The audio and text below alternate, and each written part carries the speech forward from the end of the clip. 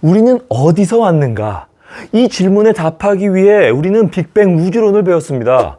빅뱅 초기에 수소와 헬륨이 만들어진다는 걸 알게 됐죠. 그럼 이것으로 우리가 어디서 왔는지 알 수 있는가? 를 생각하기엔 아직 부족합니다. 왜냐하면 우리 몸은 이렇게 구성되어 있거든요. 이 중에 겨우 수소가 어디서 왔는지를 알게 된 것이에요. 이 나머지 원소들이 어디서 왔는지 알기 위해 우리는 다시 한번 우주로 눈을 돌려야 합니다. 우주 배경 복사를 발견한 과학자들은 우주 배경 복사 지도를 쫙 보면서 뭔가를 깨닫습니다. 우주의 이쪽은 빛이 많네? 우주의 이쪽은 빛이 적어. 그런데 이 빛은 빅뱅 후 38만 년이 지났을 때 물질로부터 탈출한 빛이니까 빛이 많다는 건 거기에 물질이 많았다는 거네? 잠깐. 그러면 빅뱅 초기에 우주에 존재하는 물질의 양은 불균일했다는 거네? 즉 어디에는 많고 어디에는 적었다는 거네? 유레카! 그럼 우주가 불균일했다는 건 뭘 의미할까를 생각해 봅시다. 최초의 우주에는 빅뱅 직후의 우주에는 수소와 헬륨 그리고 아주 약간의 리튬만이 존재했습니다. 이들이 골고루 퍼져 있지 않고 군데군데 여기는 많고 여기는 적었다는 건 뭘 의미하는 거냐면 많다는 건 질량이 크다는 거고 질량이 크다는 건 중력이 크다는 거고 중력이 크다는 건 주변 애들을 끌어당긴다는 거고 그러면 이 많이 수소, 헬륨, 리튬이 많았던 곳이 옆에 있는 기체들을 끌어당기게 되고 그러면 질량이 더 커지고 중력이 더 커지고 더 많이 끌어당기고 그럼 또 질량이 더 커지고 중력이 더 커지고 더 많이 끌어당기고 이걸 반복하게 된다는 거죠. 그렇게 모인 수소들은 한 점에서 뭉치게 됩니다. 점점 뭉치게 되죠. 우린 이걸 중력 수축이라고 말합니다. 중력에 의해서 쪼그라드니까요. 중력 수축, 어려운 말이 아니죠. 이렇게 중력 수축이 반복되고 작아지다가 온도가 점점 높아지고 밀도가 높아집니다. 수축하게 되면 입자들이 가까워지면 서로 마찰도 생기고 하면서 열이 막 발생하거든요. 그래서 점점 온도가 올라가요. 그러다 1000만 켈빈이 되는 순간 이 수소 원자 핵들이 합쳐져서 융합돼서 헬륨 원자 핵으로 바뀌기 시작합니다. 바로 수소 핵융합의 시작이죠.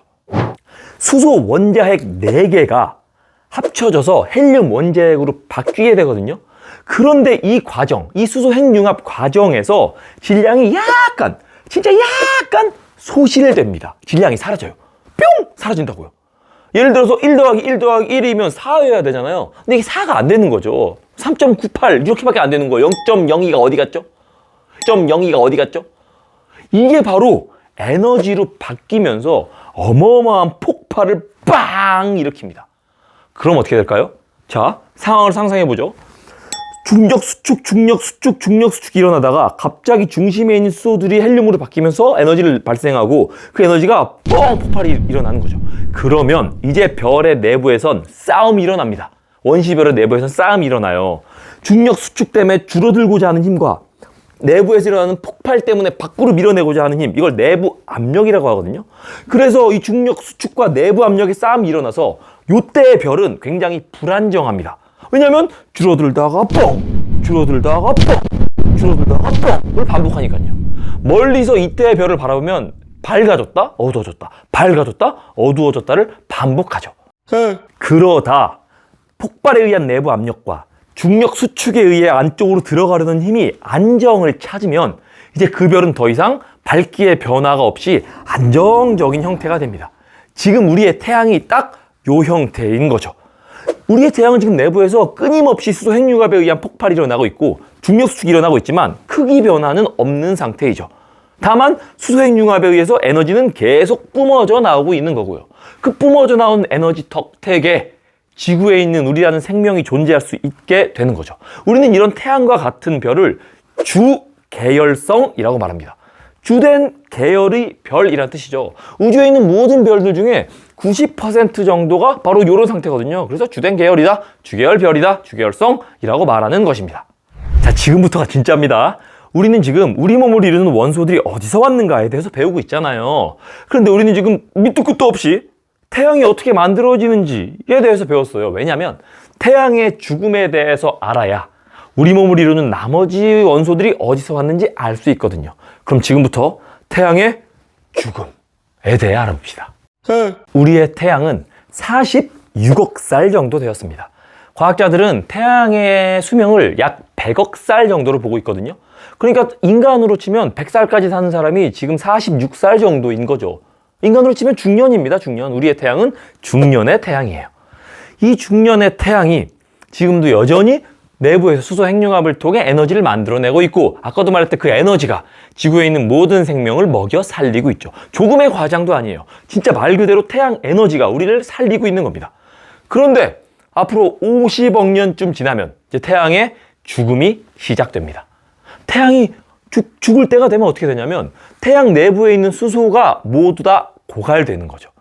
지금은 수소 핵융합, 수소를 원료로 핵융합을 하고 그걸로 에너지를 만들어내고 있고 그걸로 내부압을 만들어내서 중력 수축을 이기고 있는 상태인데 50억 년 뒤에 수소가 고갈되면 더 이상 내부 압력을 만들어낼 수 있는 수소 핵융합 폭발이 일어날 수 없겠죠. 그럼 어떻게 되냐? 태양이 중심부랑 외부가 나누어져서 따로 행동하게 됩니다. 태양의 중심부에 이제 더 이상 수소가 없고 헬륨만 있죠. 이 헬륨은 다시 중력 수축만을 하게 됩니다. 그래서 중심부는 점점 작아지면서 온도가 올라가겠죠. 그러는 와중에 이 올라간 온도와 그리고 이 중간 부분에 있는 수소 핵융합에 의한 폭발이 좀 약간씩 일어나거든요. 이런 폭발 때문에 태양이 중심은 줄어드는데 바깥쪽 층은 폭발과 온도 상승 때문에 점점 커지게 됩니다. 그런데 지금의 우리 태양은 주황색이잖아요. 주황색이 온도가 높은 거거든요. 붉은색보다. 별은 온도에 따라 색깔이 정해지는데 주황색이 좀 더 높은 온도, 붉은색이 좀 낮은 온도예요. 그러면 태양이 50억 년 뒤에 죽을 때가 되면 내부는 줄어들지만 외부는 점점 팽창하면서 커지고 온도가 낮아지니까 색깔이 점점 뻘개지죠. 이렇게 점점 빨개진 태양은 수성 궤도까지 옵니다. 수성이 태양에 잡아먹히는 거죠. 그러다 태양이 점점 시뻘개지면서 커집니다. 그러다 금성까지 먹게 됩니다. 우리는 이때 태양을 붉은색 큰 별이라고 불러서 이름 붙여서 적색거성이라고 부릅니다. 이렇게 적색거성이 된 태양은 점점 커져서 수성과 금성을 먹게 되죠. 만약 여러분이 그때까지 지구에 살아있다면 50억 년 뒤에 지구 위에서 태양을 바라본다면 엄청나게 커진 태양을 보게 될 거예요. 시뻘건 태양이 점점 여러분에게 다가오는 걸 보게 되겠죠. 그러다 수성을 먹고 금성을 먹고 점점 여러분의 머리 위로 올 겁니다. 그러다 지구 궤도 바로 위까지 왔을 때 태양을 보면 하늘에는 태양밖에 보이지 않을 거예요. 하늘이 온통 시뻘겋겠죠. 그러다 태양이 점점 여러분을 먹으러 올 겁니다. 그때쯤 지구에는 물이 단 한 방울도 남아있지 않을 거예요. 지구에 있는 모든 물은 증발하죠. 당연히 바다도 증발하죠. 지구에 있는 모든 것은 태양의 열기 때문에 불타오르고 있을 겁니다. 지구는 그야말로 불지옥일 거예요. 여러분이 어떻게 용케 잘 견뎌서 그때 지구에 서서 하늘을 본다면 점점 가까워지는 시뻘건 태양이 여러분의 머리를 먹고 어깨를 먹고 무릎, 발을 먹겠죠. 그렇게 지구는 적색거성이 된 태양에 먹히게 되는 겁니다. 여러분이 애석하게도 또 지구가 애석하게도 태양에게 먹히는 동안, 정확히 말하면 태양의 외부층에 먹히는 동안 태양의 내부층, 즉 헬륨 덩어리는 계속 수축을 이어가며 온도를 높여가고 있다고 했잖아요. 그러다가 헬륨 중심부가 온도가 1억 켈빈에 다다르면 헬륨 핵융합이 시작됩니다. 수소가 핵융합해서 헬륨이 되었던 것처럼 헬륨이 핵융합해서 탄소가 됩니다. 그러면서 또 폭발이 뻥 일어나죠. 그때 일어나는 폭발로 그나마 태양 주변을 감싸고 있던 적색 거성의 역할을 했던 시뻘건 부분이 우주 밖으로 완전히 퍼져나가요. 우리는 요때 태양을 행성상 성운이라고 말합니다. 이렇게 퍼져나가면서 태양은 이제 부피가 작아진 태양은 계속 헬륨이 탄소로 바뀌겠죠. 그러다 헬륨까지 모두 다 탄소로 바뀌게 되면 태양은 거대한 탄소 덩어리가 됩니다. 여러분 혹시 탄소 덩어리 아나요? 여러분이 알고 있는 탄소 덩어리 뭐가 있죠? 흑연, 또 다이아몬드. 과학자들은 요 탄소 덩어리의 원자 배열이 다이아몬드와 같을 거라고 얘기합니다. 즉 태양은 거대한 크기의 다이아몬드가 되는 거예요. 엄청난 중력을 가진 다이아몬드. 여러분이 혹시 운 좋게 그때까지 살아있어서 거대한 다이아몬드가 된 태양을 파서 다이아몬드를 얻으려고 태양 근처에 가는 순간 어마어마한 중력에 짜부러져 버리겠죠. 뭐가 됐든 태양은 엄청난 크기의 다이아몬드가 되는 것입니다. 이때도 여전히 열기는 남아있어서 지구에서 본다면, 물론 지구는 없지만 우주 어딘가에서 태양을 본다면 밝은 색으로 보일 거예요. 우리는 이때의 태양을 백색의 왜소한 별, 그래서 백색 외성이라고 부릅니다. 이렇게 태양은 죽음을 맞이하죠.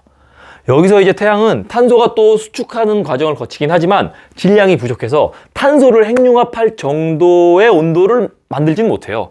그래서 결국 백색 외성으로서 태양은 삶을 마감하죠. 시간이 더 지나면 이 백색 외성은 그나마 우주에서 보면 지구가 백색으로 보이지만 이 백색 외성은 이제 그나마 마지막까지 갖고 있던 열마저도 잃고 어두운 색 외성이 됩니다. 흑색 외성이 돼요.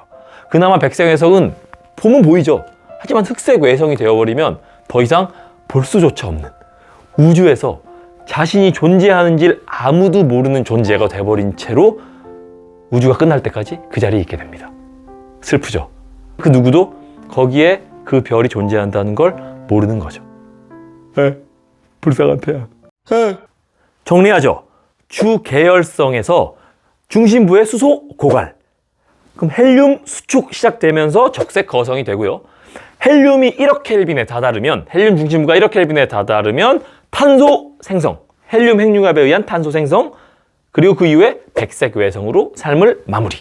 이게 태양의 삶입니다. 태양은 비교적 질량이 작은 별이에요. 태양 정도의 질량을 가진 별은 이렇게 백색 외성으로 삶을 마무리합니다. 즉, 태양이 만들 수 있는 원소는 탄소까지라는 거죠. 오늘은 여기까지입니다. 안녕.